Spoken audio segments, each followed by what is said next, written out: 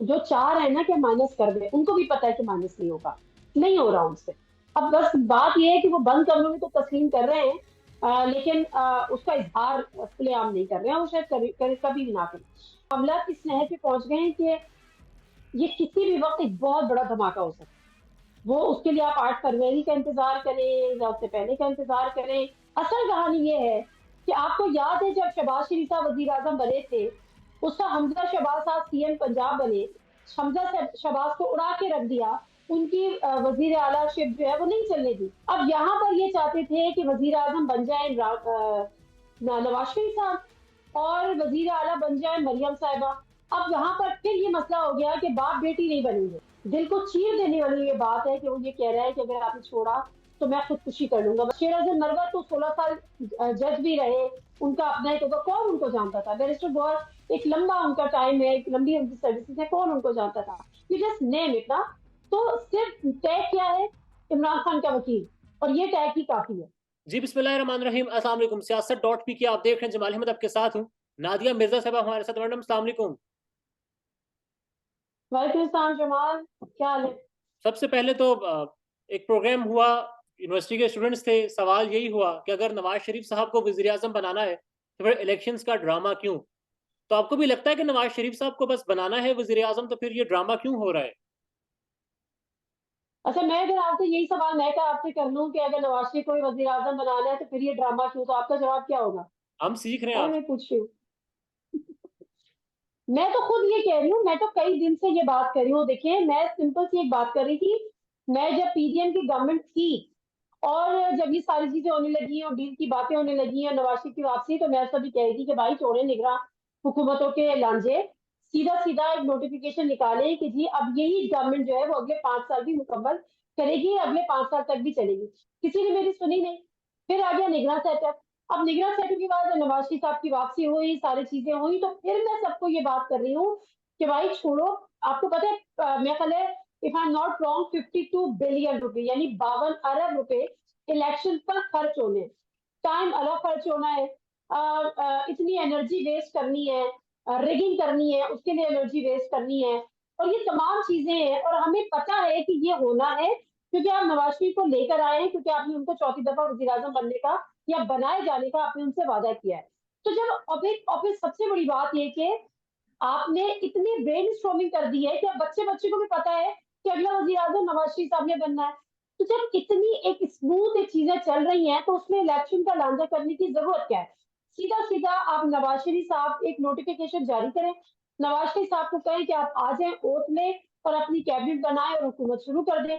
तो मैं तो और इस हक में ही नहीं हूँ फिलहाल कि बिला वजह आप अपना टाइम, अपनी एनर्जी, अपना पैसा आप इलेक्शन में जाया करें। और जो आपके अभी से आपको रिजल्ट हैं, जो आपको चाहिए, वो उनको आप हासिल करने के लिए इतनी लंबी एक्सरसाइज करें।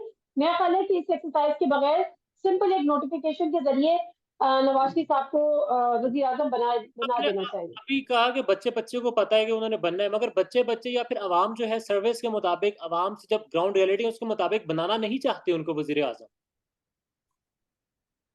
देखिए, बनाना नहीं चाहते और पता है में फर्क है ना। हम्म। नजर उनको भी आ रहा है कि ये होने जा रहा है या ये करवाया जा रहा है या इसको करने की कोशिश की जा रही है। बट चाहने ना चाहने की आप मुझे बताएं कि कितने परसेंट आवाम ये चाहती थी कि आप तहरीक इंसाफ की हुकूमत को खत्म कर दें। कितने परसेंट आवाम ये चाहती थी कि तहरीक अदम एतमाद कामयाब हो जाए। कितने परसेंट आवाम ये चाहती थी कि ये जो 16 पता नहीं 13 जमाती इत्तेहाद था, ये हमारे ऊपर जो है वो हुकूमत करे। तो अवाम क्या है, मतलब अवाम कौन है, अवाम की कौन सुनता है। और सबसे बड़ी बात ये, जो मैं शुरू में भी ये बात करती थी जमाल और अभी भी ये बात कर रही हूँ, देखिए 2018 में इलेक्शन तो होते हैं, जिस पार्टी को सबसे ज्यादा वोट पड़ते हैं उसने हुकूमत बनाई।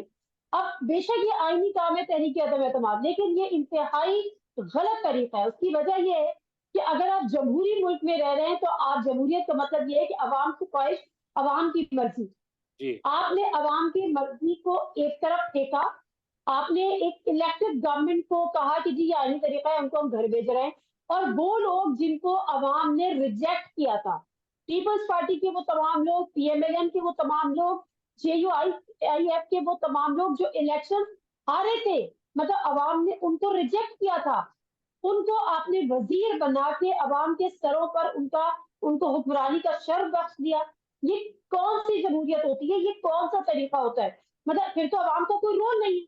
अवाम ने रिजेक्ट किया, आप वजीर बन के बैठे थे। इस्लामाबाद में डॉक्टर, मैं किसी का ज्यादा नाम नहीं लेती, डॉक्टर तारिक अनवर चौधरी साहब हो गए, दीगर लोग हो गए, लेकिन बात तो ये है ना कि वो सीडी के सारे मामला चला रहे थे, कैपिटल के सारे मामला चला रहे थे, वो इलेक्शन हारे हुए थे, और जी। जिन्होंने इलेक्शन जीता हुआ था वो अंडरग्राउंड हुए हैं।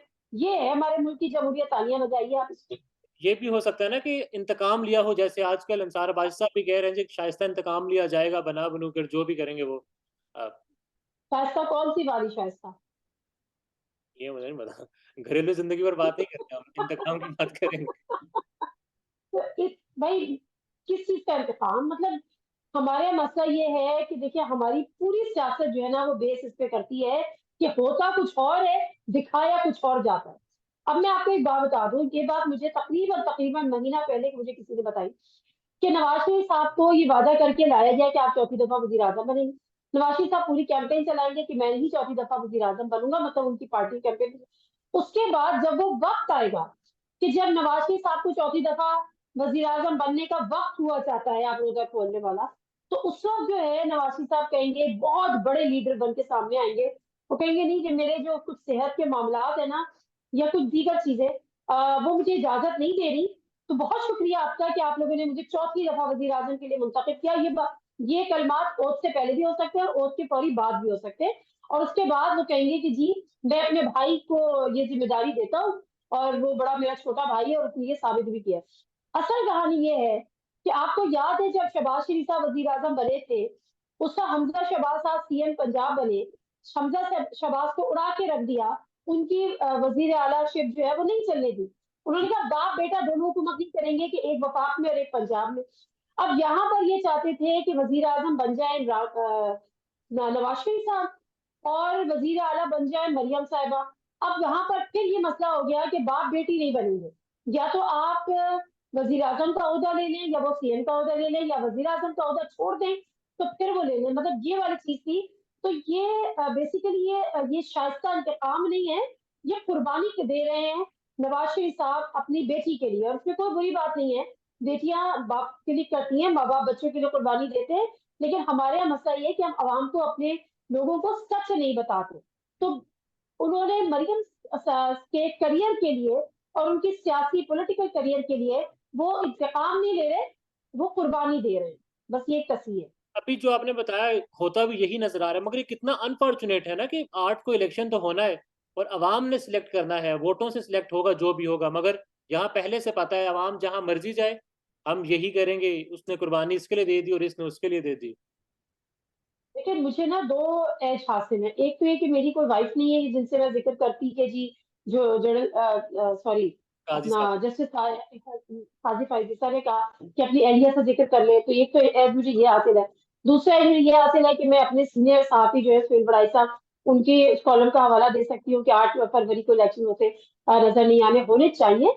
और ये नहीं कह रही कि इलेक्शन होंगे ही नहीं, लेकिन ये कहीं लिखा नहीं गया कि 8 फरवरी से आगे जाएंगे नहीं। हाँ, इसमें बहुत मसाइल हो सकते हैं, क्योंकि जो चीफ जस्टिस है उनका जाहिर सी बात है वो बड़े अपराइट और बड़े प्रिंसिपल किस्म के, उनकी बड़ी एक सर्विसेज हैं, बड़ा उनका एक पीछे उनका एक बैकग्राउंड है, उनका सारी चीजें हैं। तो वो तो शायद इतनी आसानी से ना माने, लेकिन अगर हालात ही ऐसे हो जाएं कि वो भी मजबूर हो जाएं हालात के आगे घुटने टेकने को, तो फिर कुछ कहा नहीं जा सकता। अदरवाइज कोई लकीर अभी तय नहीं कर। दूसरी बात ये देखे ना, मसला क्या है? मसला है कि कॉन्स्टिट्यूशन की वायलेशन है ना, वो तो हो चुकी, जी। वो तो हो चुकी। अब वो एक दिन के लिए हो। अब मैं जब चोरी करने निकल गई और मैंने बैंक में डाका डालने की नीयत से ताला तोड़ दिया, तो अब मैं 10 रुपए चुराऊं या मैं 10,000 रुपए चुराऊं, मैंने तो चोरी कर ली। तो अब ये तो कोई नहीं पूछेगा कि अच्छा तुमने चुराए कितने थे, 10 रुपए चुराए थे तो तुम्हें 30,000 मिलेगी, या 10,000 चुराए थे तो तुम्हें 30,000 मिलेगी। तो ये है सारा गेम।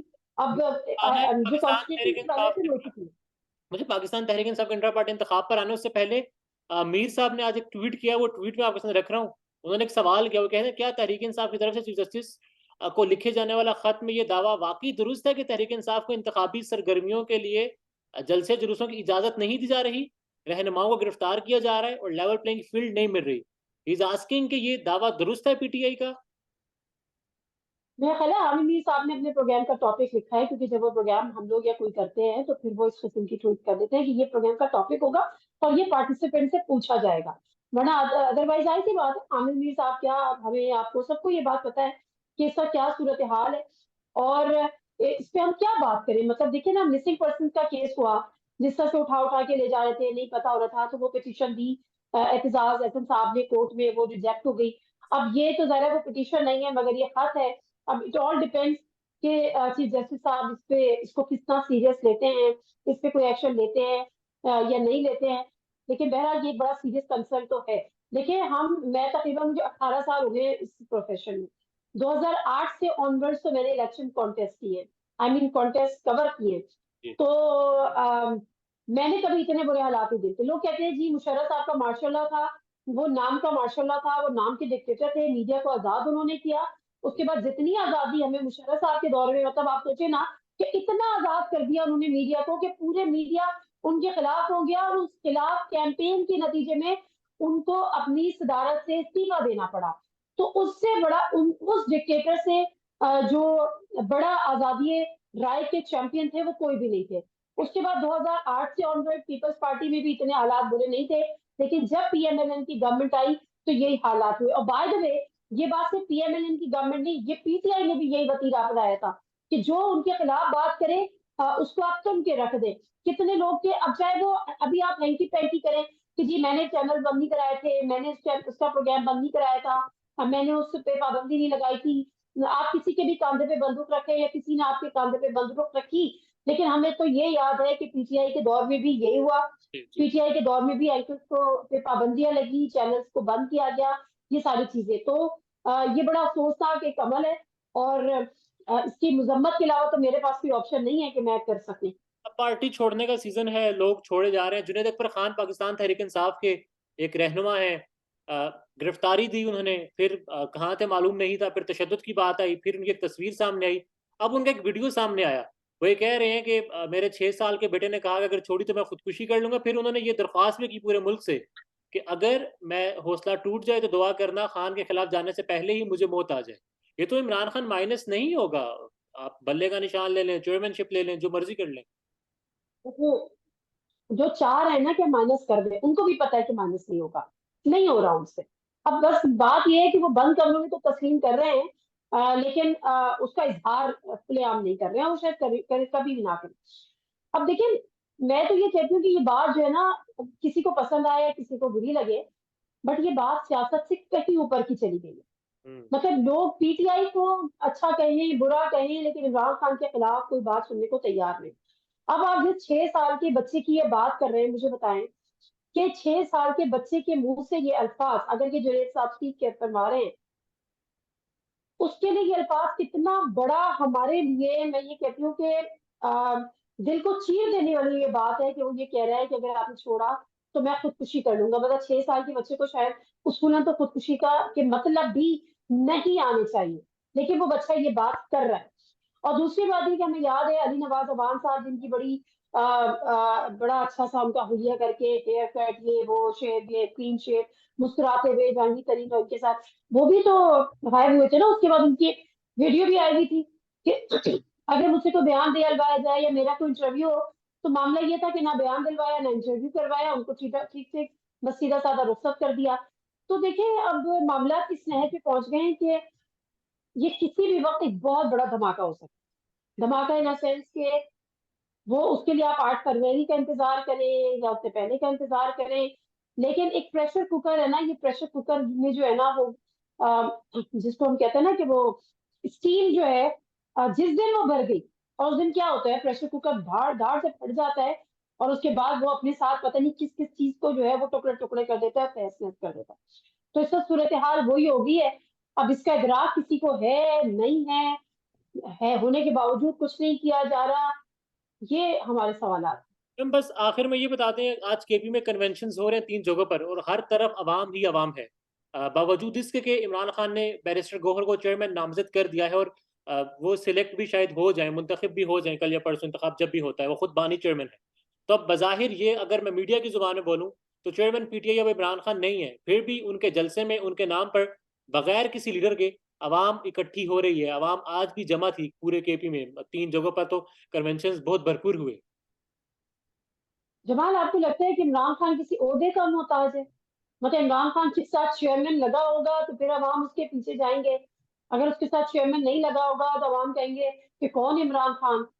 मतलब ऐसा तो नहीं है ना, जाहिर सी बात है। तो इमरान, देखिए मैं आपको बताऊं कि मैं कराची से हूँ। कराची में मैं अपने कुछ लोगों को ये एग्जांपल दे रही थी कि कराची में जब अल्ताफ हुसैन साहब का दौरा हुआ करता था तो एमक्यूएम के कौन कैंडिडेट होते थे किसी को नहीं पता होता था कि उनके हल्के से कौन लड़ रहा है। ये पता होता था कि पतंग पे मोहर लगानी है, वो एमक्यूएम का कैंडिडेट है। और उसको कहा यह जाता था कि अल्ताफ हुसैन किसी खंबे को भी अगर कहते खड़ा कर देंगे तो लोग उनको भी वोट दे देंगे। वो सिर्फ कराची की सूरत हाल थी, अब इससे पूरे पाकिस्तान में ये सूरत हाल है। इमरान खान ने किसी की तरफ उंगली कर देनी है कि ये मेरा कैंडिडेट है, ये तहरीक इंसाफ का कैंडिडेट है, या ये मेरा बंदा है, या मैं इसको नॉमिनेट करता हूँ, तो फिर बात आगे खत्म हो जाती है। अब उस नाम के साथ चेयरमैन खान के साथ लगा है नहीं लगा है। शेर अफजल मरवत तो 16 साल जज भी रहे, उनका अपना एक होगा, कौन उनको जानता था। बैरिस्टर बहुत एक लंबा उनका टाइम है, एक लंबी उनकी सर्विसेज है, कौन उनको जानता था। यू जस्ट नेम इट ना। तो सिर्फ टैग क्या है, इमरान खान का वकील, और ये टैग ही काफी है। तो मेरा ख्याल है कि ये मैं जो बात आपको प्रेशर कुकर वाली कर रही हूँ ना, तो शेर अफजल मरवत ने जिस तरह से मोबिलाइज किया है, लोगों को दोबारा से निकाला है। और पख्तूनख्वा में तो बड़ा आसान था, लेकिन उनको दबाना तो इतना मुश्किल नहीं है, लेकिन पख्तूनख्वा का अपना एक आइसोलेटेड जी। कंपैरेटिवली सूबा है। बट ये मुश्किल हो जाएगा पंजाब में। शेर अफजल मरवत मैंने कहीं सुन रही थी कि वो कहते कि अब मैं अगला रुख जो है वो पंजाब होगा। और पंजाब की आवाम भी अगर देखा देखी खैबर पख्तूनख्वा की आवाम की तरह निकल आए तो फिर ये प्रेशर कुकर की स्थिति होगी जो बजेगी। तो इन शॉर्ट आप समझ रही है ना कि for Imran Khan, for PTI, KP is leading from the front. 101%, 101%। KP देखे ना, केपी में वाहिद पीटीआई की गवर्नमेंट थी जो कंसेक्यूटिव 10 ईयर्स उन्होंने गवर्न किया, उन्होंने रूल किया। केपी की हिस्ट्री में ऐसा कभी नहीं हुआ। पंजाब में होता था, सिंध में तो अभी तक होता है कि एक हुकूमत के जाने के बाद दोबारा उसी हुकूमत को चांस दिया जाए। तो PTI was the only political party जिसको ये चांस दिया गया था।